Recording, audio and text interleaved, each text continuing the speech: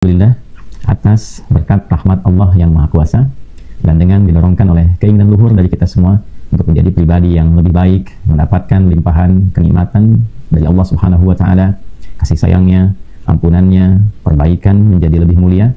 Disampaikanlah kita di hari ini, detik ini, pada hari pertama di bulan Ramadan tahun 1446 Hijrah bersamaan dengan 1 Maret 2025 Masehi. Mari kita mengawali hari ini dengan terus meningkatkan rasa syukur kita pada Allah Subhanahu wa taala, kegembiraan kita, kebahagiaan kita. Alhamdulillah dari sekian hamba Allah yang berkehidupan, kita yang masih diberikan kesempatan sampai detik ini untuk merasakan nikmatnya Ramadan di tahun ini. Teman-teman, tentu ketika mengawali Ramadan, tidak semua perasaan yang menyertai setiap muslim atau bahkan insan beriman memiliki satu frekuensi rasa yang sama. Mungkin ada perbedaan-perbedaan. Ada yang merasakan kegembiraan yang melimpah, ada yang mungkin standar-standar saja, atau ada yang bahkan baru mengawali Ramadan, mungkin sudah menghitung kapan Idul Fitrinya, kapan mudiknya, dan sebagainya. Untuk itu, penting kiranya di pertemuan pertama ini, kita mempelajari bagaimana Nabi Muhammad SAW, Rasul yang sangat kita cintai, Habibullah, memberikan pedoman kepada kita. Sehingga dengan pedoman itu kita memiliki satu rasa, kita memiliki frekuensi yang sama untuk bisa menikmati Ramadan, untuk bisa mendapati keistimewaan-keistimewaannya, terlebih banyaknya limpahan kemuliaan yang tentunya bagi kita insan beriman sudah pasti mengetahui dengan informasi yang terus berulang setidaknya setiap tahun menjelang akan kemuliaan Ramadan, baik dari pagi, siang, sore, bahkan hingga malamnya. 24 jam, banyak sekali kemuliaan yang telah disampaikan oleh para guru kita, mengingatkan berbagai riwayat yang tersambung pada Rasulullah SAW. Hari ini kita akan belajar tentang doa pertama yang disampaikan, ditunjukkan, dipraktekkan, dan dicontohkan oleh Nabi Muhammad SAW kepada kita semua sejak pertama kali melihat, menyaksikan hilal awal Ramadan. Dengan doa inilah diharapkan kita bisa mendapatkan satu rasa, satu frekuensi yang serupa seperti diisyaratkan Nabi untuk menikmati Ramadan. Referensi doa ini kita bisa temukan di antaranya pada hadis riwayat Al-Imam At-Tirmidzi radhiyallahu taala anhu, nomor hadis 3451. Hadis riwayat Al-Imam At-Tirmidzi, nomor hadis 3451. Demikian juga nanti Imam Ahmad meriwayatkan dalam musnadnya, demikian Imam Ad-Dailami meriwayatkan pula dalam kitab sunannya. Nah teman-teman, seluruh riwayat ini nanti tersambung pada sosok sahabat mulia namanya Sayyidina Thalhah bin Ubaidillah, salah satu di antara 10 sahabat yang melalui lisan Nabi SAW dijamin masuk surga tanpa hisab, minal mubasysyirina bil jannah, yang diberikan kabar gembira melalui langsung lisan Rasulullah SAW. Sahabat yang sangat mulia. Beliau dalam catatan sejarah terdokumentasikan lahir di kisaran 28 tahun sebelum hijrah, termasuk golongan orang pertama yang masuk Islam dari 40 orang as-sabiqun al-awwalun. Beliau itu termasuk di golongan 8 orang pertama. Wafat tahun 36 hijrah. Kemudian mengikuti perjalanan kehidupan dakwah Nabi SAW, menyertai bahkan pertahanan-pertahanan yang dilakukan oleh umat Islam dipimpin oleh Nabi ketika banyak sekali serangan-serangan, banyak sekali bukan hanya provokasi tapi tindakan-tindakan yang sangat menyulitkan umat Islam. Satu kali saja beliau tidak menyertai ketika berada di Syam dalam peristiwa Badar. Kemudian terluka dalam beberapa kesempatan sehingga ada bagian tangan beliau yang terluka, dan itu terbawa sampai kehidupan beliau sampai menjelang wafatnya, sehingga Nabi pun memberikan komentar, jika Anda ingin melihat seorang syahid yang berjalan, beraktivitas di muka bumi, maka lihatlah kepada Thalhah bin Ubaidillah. Dan juga beberapa riwayat sampai kepada kita yang viral di kalangan sahabat, jika Anda ingin menyaksikan orang yang sangat dermawan, orang yang konsisten dengan kebaikan, orang yang konsisten dengan kemuliaan Islam, orang yang konsisten dengan perjuangan hingga wafatnya, maka pandanglah Thalhah bin Ubaidillah. Wafat beliau dalam satu peristiwa fitnah besar, dan wafat dalam keadaan mulia seperti yang Nabi SAW isyaratkan. Jika Anda ingin melihat sosok syahid yang beraktivitas berjalan di muka bumi, yang nampak semua keteladanan nilai keislaman pada dirinya seperti dicontohkan dan diajarkan Nabi SAW, maka itulah Thalhah bin Ubaidillah radhiyallahu taala anhu. Dan teman-teman, yang paling menarik adalah di antara sekian perjalanan kehidupan beliau, beliau mendokumentasikan satu pedoman, satu petunjuk, satu doa yang disampaikan oleh Nabi SAW dalam pembuka Ramadan, bahkan saat melihat hilal pertama Ramadan. Dan inilah yang telah didokumentasikan oleh Al-Imam At-Tirmidzi dan juga Imam Ahmad, demikian pula Imam Ad-Dailami dalam kitab-kitab hadis mereka yang bisa kita lacak dan bisa kita akses, bahkan bisa kita runtut riwayatnya sampai dengan bertemu kepada Nabi SAW dari si fulan sampai ke Nabi. Nah, selanjutnya setelah kita mengetahui itu semua, saya memohon izin untuk menyampaikan rangkaian transmisi periwayat ini dulu untuk menunjukkan satu, betapa kuatnya referensi yang tersambung dalam ajaran-ajaran Islam pada penutur awalnya. Tidak ada satu rangkaian ibadah dalam Islam, khususnya yang pokok, yang tidak disertai dengan periwayat yang tersambung kepada Nabi Muhammad SAW. Semuanya runtut untuk menunjukkan originalitas, validitas, kredibilitas, sekaligus yang paling mudah dipahami untuk menunjukkan bahwa agama ini benar, petunjuknya benar, dan disampaikan oleh orang yang benar dengan cara yang benar, dan bisa kita temukan sampai bahkan kita berhidupan kini dan yang akan datang. Setelah itu kita pelajari inspirasi dari orang yang meriwayatkannya. Kok bisa orang ini meriwayatkan informasi dari Nabi? Siapa beliau? Apa pujian Nabi untuk beliau? Bagaimana kehidupannya? Nah, ketika kita memilih profesi yang sama dengan sosok periwayat ini, kita tiru keteladanannya sehingga kita bisa termasuk dalam ruang yang dipuji oleh Nabi SAW melalui sifat-sifat dimaksud. Baik teman-teman sekalian, kita masuki keterangan nabinya, dan ini biasakan oleh teman-teman yang saya coba contohkan untuk membawa mushaf juga, supaya nanti ketika kita membahas ada keterkaitan, ada korelasi, dan ada kemudahan ketersambungan kita untuk mengakses referensi-referensi yang mungkin bisa kita raih. Qala, kemudian kita sambungkan qala itu untuk menyambungkan sanad ya. Nah, qala al-Imam Tirmidzi rahimahullahu taala, kemudian sanadnya langsung saya sambungkan ke Talha bin Ubaidillah radhiyallahu taala anhu. Qala, hadis riwayat sahabat Talha radhiyallahu taala anhu bin Ubaidillah, beliau menyampaikan annan nabiyya sallallahu alaihi wasallam, sungguh saya tegaskan dan tanamkan pada hatimu yang paling dalam bahwa Nabi sallallahu alaihi wasallam itu idza ra'a, ya, annan nabiyya sallallahu alaihi wasallam kana idza ra'al hilala, adalah kebiasaan beliau jika telah menyaksikan hilal pertama di bulan Ramadan, maka qala, beliau kemudian menunjukkan kepada kita, mencontohkan dengan doa. Apa doanya? Allahumma, ya Allah. Jadi Allahumma itu bentuk halus, bentuk tawadhu, bentuk merendah, bentuk permohonan yang tinggi. Asalnya dari kata ya Allah, kemudian disatukan. Jadi dua kata ya Allah, kalau disatukan itu menjadi Allahumma. Bentuk standarnya ya Allah. Jadi kalau ya Allah itu bisa digunakan dalam bentuk standar kehidupan untuk menunjukkan fitrah kita sebetulnya tersambung dengan Sang Pencipta, ya kan? Misal begini, ketika Anda keluar terus mendung, tiba-tiba lisan Anda refleks mengatakan ya Allah, mendung, ya kan? Nah, sebetulnya itu gambaran bahwa kita itu bertuhan. Itu gambarannya. Kita itu menghamba, kita itu punya fitrah kebertuhanan, ya kan? Bahkan ketika kita melihat sesuatu yang indah pun kita mengatakan ya Allah, ya kan? Orang-orang Arab itu suka refleks, walaupun dengar suara bagus dia katakan ya Allah, gitu kan? Nah, Allah, gitu, itu menunjukkan sebetulnya dia bertuhan, ya. Jadi kalau terasa sesuatu yang kurang enakan keluar kalimat itu koreksi secara pribadi supaya kita menjadi lebih baik. Kalau kita menyaksikan satu kebaikan keluar kata itu menunjukkan bahwa dalam diri kita ada kemampuan untuk memuji Allah, untuk menghamba. Puncaknya adalah kenal Allah, ma'rifatullah. Nah, setelah kenal, kemudian kita ingin terkoneksi kepada Allah dengan cara yang baik, memohon segala kemuliaan, maka gabungkan kata ya dengan Allah itu menjadi Allahumma. Nah, kalau sudah menjadi Allahumma, ini bentuknya, ini bentuk ketawaduan, bentuk kerendahan diri kita, bentuk kehalusan, bentuk kehambaan. Jadi kalau berdoa menggunakan kata Allahumma, maka merendahlah kita, menghamba kita, dan tawadhu'lah dalam memohon. Itu maksudnya. Ya, mohon izin kalau saya agak panjangkan, karena boleh jadi keterangan ini tidak begitu banyak didapatkan. Beliau kemudian berkata, qala Allahumma ahillahu alaina.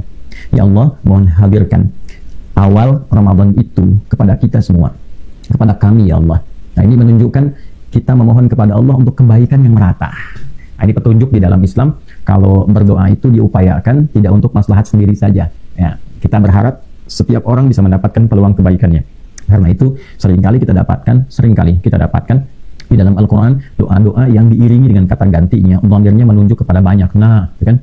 Rabbana atina fid dunya hasanah wa fil akhirati hasanah wa qina adzabannar. Nah, kita ya Allah mohon anugerahkan kepada kami. Ya, saat kita menyebut kami itu, rasakan, bayangkan bahwa kita, keluarga, teman-teman, kerabat, orang-orang Islam dimanapun berada, orang-orang beriman, kan, yang mengerahkan kebaikan di dunia, kemudian di akhirat. Nah, itu spiritnya.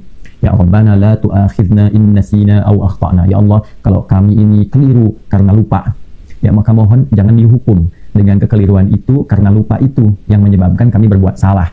Nah, itu sertakan ya, bagaimana dalam rangkaian kehidupan mungkin pernah berinteraksi, kemudian ada kekeliruan yang berpotensi melahirkan kesalahan, ya, maka kita memohon dengan kalimat yang luas. Nah, di sini Allahumma ahillahu alaina. Ya, Nabi mengajarkan bagaimana doa itu dipancarkan aura kebaikannya untuk semua, untuk semesta. Ya Allah, mohon hadirkan awal Ramadan itu sejak nampak hilal pertamanya. Hadirkan awal Ramadan ini kepada kami semua.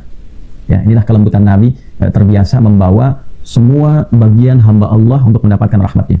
Termasuk dalam peristiwa Isra Mi'raj, ya, ketika Allah mengatakan Assalamu alayka ayyuhan nabi wa rahmatullahi wa barakatuh. Ya, Allah memberikan satu pujian, satu kemuliaan, satu jaminan kebaikan kepada Nabi Muhammad SAW dengan kalimat langsung Assalamu alayka. Semua jenis salam dianugerahkan kepadamu wahai Muhammad, ya kan, SAW, dan rahmat Allah dan keberkahannya. Dan Nabi menginginkan, memohon kepada Allah supaya rahmat itu disebarkan pula bagi seluruh kalangan makhluk-makhluknya. Assalamu alayna wa ala ibadillahi shalihin. Ya Allah, anugerahkan pula semua kebaikan yang terkandung dalam kata salam itu kepada kami hamba-hambamu dan kepada golongan orang-orang yang soleh di antara hambamu. Ya, itulah Nabi Muhammad SAW.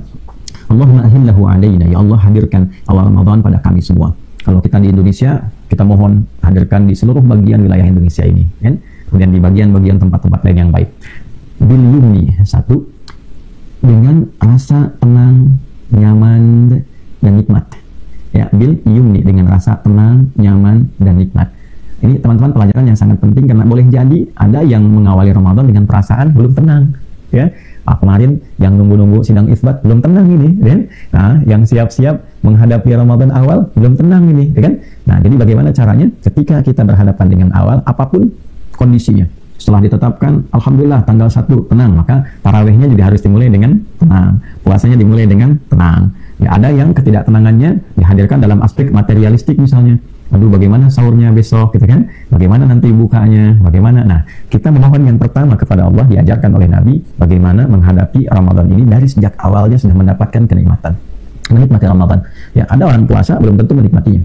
Ada orang sholat tarawih belum tentu menikmatinya. Nah, kita minta di awal, sejak awal, ya Allah, anugerahkan dari awal Ramadan ini perasaan nikmat, perasaan tenang, perasaan nyaman. Ketika sholat nyaman, ketika tilawah nyaman, ketika berdoa itu nyaman, ketika kita memohon itu nikmat. Ya, ini yang diajarkan oleh Nabi SAW. Sehingga orang-orang yang hidup di masa Nabi, kalangan para sahabat-sahabat mulia radhiyallahu taala anhum jami'an, itu ketika akan menghadapi Ramadan, perasaannya sudah terkondisikan, jiwanya sudah enak, gitu ya, dan semua amalan ternikmati, saking nikmatnya larut dalam ibadah. Ya, bisa berhenti itu aktivitas duniawi itu, bisa rehat sejenak, ya, kemudian fokus menikmati ibadah, sholatnya nikmat, baca Qurannya nikmat, berlomba-lomba dalam kemuliaan. Jadi ada yang lomba dalam ibadah ritual, ya, itu yang disebut fastabiqul khairat, gitu ya, berlomba dalam meningkatkan kebaikan. Ada yang berlomba dalam ibadah harta, ya, bagaimana bisa bersedekah, bagaimana bisa kemudian motivasinya sangat tinggi, bukan hanya diukur dengan uang saja, bahkan bisa berbagi bukaan, bisa berbagi hanya minuman, bisa berbagi hanya kurma, ya, satu bisa dibagi, ya, bahkan air pun kalau diilustrasikan bisa satu tegukan, itu bisa berbagi, saking menikmatinya, kenikmatan besar dalam keistimewaan Ramadan itu, ya. Jadi ini satu, teman-teman, bagaimana menghadapi, mengawali Ramadan dalam perasaan yang nikmat. Kemudian wal iman, Allahumma ahillahu alaina bil yumni wal iman. Yang kedua, memohon kepada Allah dari sejak awal Ramadan dianugerahkan kenikmatan iman, bertambahnya keimanan. Ini penting, karena nanti standar penerimaan Ramadan yang tertinggi, dan ini menjadi pokok penerimaan yang menghadirkan ampunan Allah Subhanahu wa taala, itu adalah penunaian rangkaian ibadah Ramadan dengan iman. Tegas Nabi menyampaikan dalam hadis riwayat Al-Bukhari, bahkan di hadis Muslim disebutkan juga dari sahabat Abu Hurairah radhiyallahu taala anhu, ketika Nabi SAW menyampaikan, "Man shana Ramadhana imanan wa ihtisaban, ghufira lahu ma taqaddama min dhanbi." Kemudian man qama Ramadhana imanan wa ihtisaban, ghufira lahu ma taqaddama min dhanbi. Atau man qama Lailatul Qadri imanan wa ihtisaban, ghufira lahu ma taqaddama min dhanbi.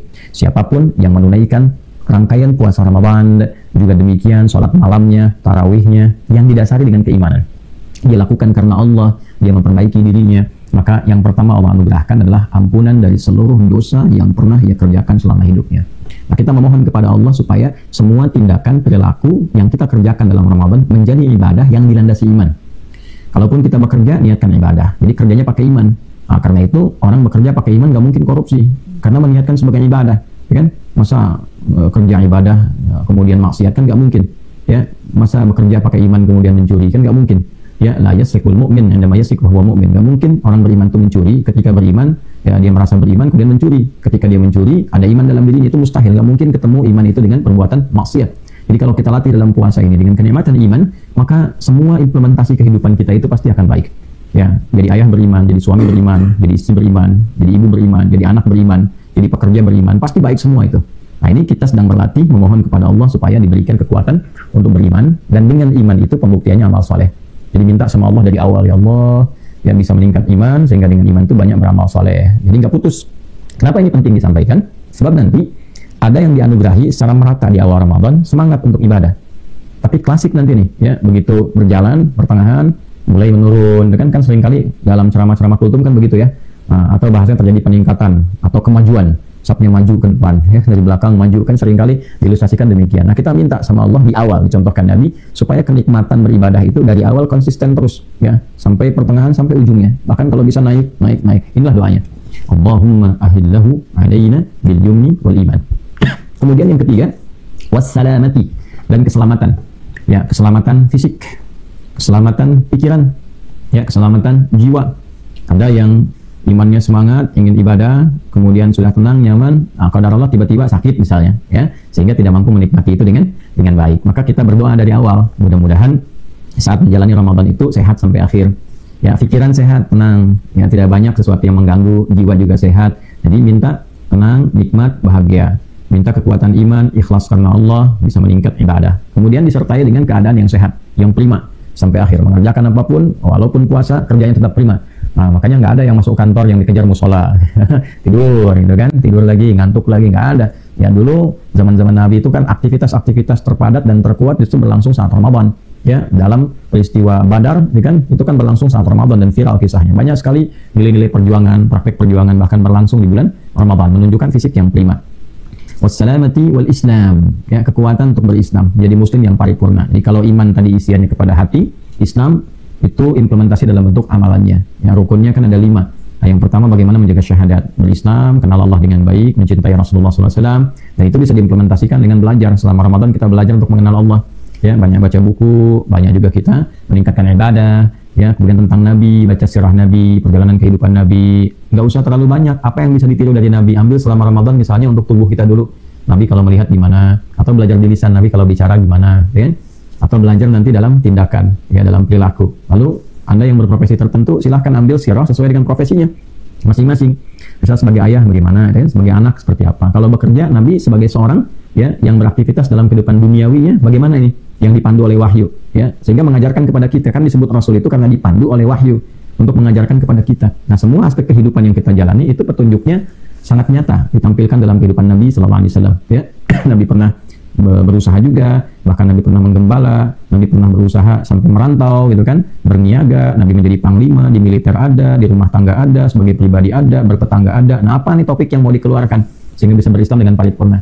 Kemudian kita minta diberi kekuatan berislam, menunaikan ibadah syariat-syariat untuk menguatkan perilaku kehidupan kita. Misalnya diberikan kemampuan meningkatkan sholatnya bukan hanya fardu, tarawihnya meningkat, sunnahnya meningkat, rawatibnya meningkat, sehingga dengan itu kemampuan kita menjadi orang baik itu lebih optimal. Tanha 'anil fahsya wal munkar. Kemudian kemampuan untuk berzakat, setidaknya kita bisa berbagi walaupun tidak harus melihat kuantitasnya, jumlahnya. Yang penting ada sesuatu yang kita keluarkan. Saya pernah sampaikan sebelum Ramadan, kita bikin anggaran aja, ya, tiap hari walaupun Rp1.000, misalnya niatkan aja untuk memenuhi, ya, bagian kuota ibadah kita. Kita dapat pulsa 1.000 setiap hari, alhamdulillah, niatkan karena Allah. Mungkin nilainya itu berlimpah secara spesifik, menuhankan bulan, menuhankan matahari, atau semesta secara umum. Ya, semesta misalnya berkata, semesta gini bukan dalam konteks kiasan, tapi betul-betul bertuhan dalam konteks demikian. Maka Nabi menegaskan, tidak, ya, munculnya hilal pertama ini bukan untuk dipertuhankan, tapi menunjukkan kekuasaan Allah. Rabbi, ya, pakai Rabb itu, yang menunjukkan sifat rububiyah, yang merawat, sehingga dengan perawatan itu kita kenal Allah, yang merawat alam, Rabbul Alamin. Ya, gimana kok bisa tiba-tiba muncul hilal, terus berubah, kan? Dari situ bentuknya bisa berubah jadi agak berisi, tengah-tengah, tiba-tiba jadi bulat. Itu kok tiba-tiba bisa begitu? Siapa yang merawatnya? Siapa yang menghadirkannya? Siapa yang menenggelamkannya? Dalam kisaran menit sebentar tiba-tiba hilang. Terus malamnya muncul bulan. Kemudian siang bulannya hilang, gitu kan? Dari mulai fajar tiba-tiba muncul matahari, yang mengatur itu siapa? Kok bisa gitu kan? Ada hal yang demikian. Sebabnya bagaimana? Sehingga muncul akibat seperti ini. Siapa yang membuat dan merawat itu semua? Maka kalau kita kembalikan pasti ada yang mengatur. Nah, dalam konteks kehidupan, yang mengatur di puncak tertingginya, yang tidak ada yang mengaturnya lagi, yang mencipta, yang tidak ada yang menciptanya. Karena lagi itu disebut Tuhan namanya. Jadi kalau Tuhan itu kalau sudah Tuhan Khaliq, yang mencipta segala sesuatu, tidak ada pencipta lagi. Kalau masih ada pencipta itu bukan Tuhan namanya. Ya kan? Saya lahir dari rahim seorang ibu dari ibu lagi, terus sampai ke puncaknya. Siapa yang menciptakan tuh yang paling akhir dari ibu kita? Yang tidak ada pencipta lagi, itulah Tuhan. Nah, jadi Nabi memberikan kesan kepada kita yang harus kita pakai dan gunakan rasionalitas kita adalah semua keteraturan yang ada di semesta ini pasti ada yang rawat, nggak mungkin muncul tiba-tiba. Nah, puncaknya adalah Tuhan. Maka disebutkan oleh Nabi SAW di akhirnya, Rabbi, ya, Tuhan yang merawat aku, menghadirkan aku, ya, membawa misi dalam kehidupan yang aku bawa ini diberikan kepadaku, kata Nabi, ya, wa rabbuka, dan Hilal yang mencipta engkau juga, yang menghadirkan engkau juga, mengatur semesta ini, Allah adalah Allah Subhanahu wa ta'ala. Nah, jadi ini kesadaran tertinggi memberikan pesan kepada kita. Bagian pertama, semua kegiatan kita itu harus dikemas dalam bentuk tauhid, dalam rangka menuhankan Allah Subhanahu wa ta'ala, dalam rangka mengenal Allah. Demikian puasa juga, semua bentuk aktivitas ini puncaknya ma'rifatullah, kenal Allah. Sholat itu sampai kenal Allah. Terus tarawih tiap malam, rakaatnya banyak, bacaannya panjang, terus gak kenal Allah. Ya, nah ini goalnya kurang maksimal. Ya, puasa cuma nahan lapar, haus, tapi gak kenal Allah gitu. Yang dituju apa? Ya kan? Kan puncak puasa itu la'allakum tattaqun. Tattaqun itu kan meningkatnya takwa. Takwa itu puncak kedekatan kita kepada Allah. Puncak kenalnya kita sama Allah, ya, sehingga menjadi dekat, itu takwa namanya. Singkatnya begitu. Makanya orang takwa disebut taqi, jamaknya muttaqin. Kapan menjadi muttaqin?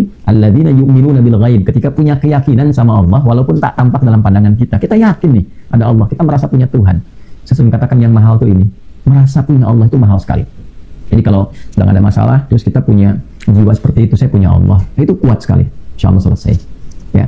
Ada proyek belum jalan, saya punya Allah. Allah sudah atur semua. Nah, itu memberikan kedamaian dan membuka visi baru. Ya, di segalanya kalau sudah merasa punya Allah, itu stabil. Diberi promosi jabatan, nah saya punya Allah, ini cuma titipan, nggak akan berlebihan, ya kan? Nah, ini dalam segala aspek latihan itu yang penting. Maka teman-teman, 5 bagian ini diajarkan oleh Nabi, ditunjukkan ketika mengawali Ramadan dengan mengatakan, Allahumma ahillahu alayna bil yumni wal iman was salamati wal islam rabbi wa rabbukallah. Ya, kalau teman-teman mau mengikuti boleh. Allahumma ahillahu alayna bil yumni wal iman was salamati wal islam rabbi wa rabbukallah. Semoga bermanfaat, semoga diridhai, semoga diberkahi, semoga diterima amal kita hari ini.